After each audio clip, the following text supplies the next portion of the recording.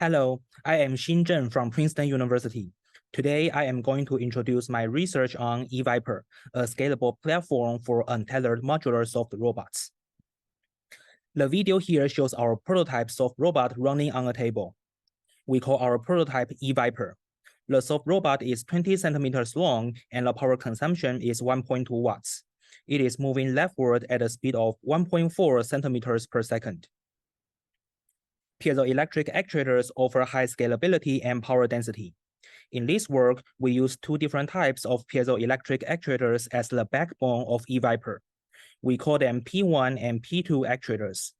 The figure at the lower left shows their operation principle. P1 actuators bend concave up when we apply positive voltage across the terminals, while P2 actuators bend concave down. The figure on the right-hand side shows the multi-layer structure of our soft robot.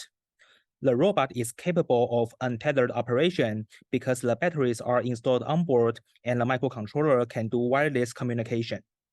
The goal of our project is to introduce a scalable platform that can study the impact of weight distribution and actuation pattern on the locomotion of soft robots.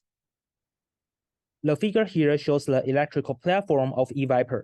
The customized power converter can boost 7.4 volts input voltage to 300 volts and 1500 volts to drive the piezoelectric actuators. Each set of the circuit weighs less than 2 grams and the output power can reach over 2 watts.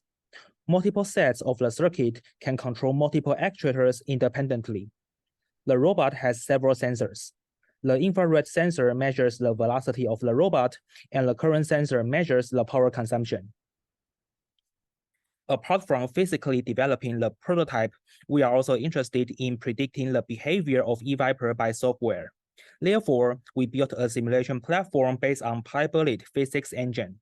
Since PyBullet cannot simulate soft actuators, we use many motors and rigid links to mimic the shape of the actuator. The weight of electric components will impact the locomotion of soft robots. So, as shown in the top right figure, we put many boxes on the robot. Each box has a different weight, and the weight represents the actual weight distribution of the robot.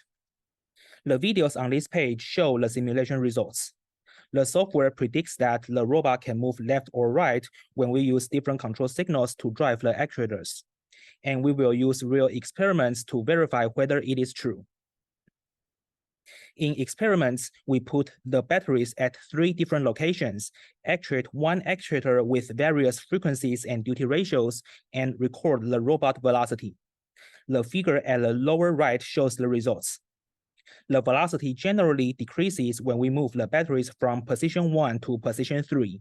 This indicates the weight distribution of components has a significant impact on soft robot locomotion. We also modify the frequency, phase, and duty ratio of the left and right driving signals and record the robot velocities. The figure at the lower right shows the results.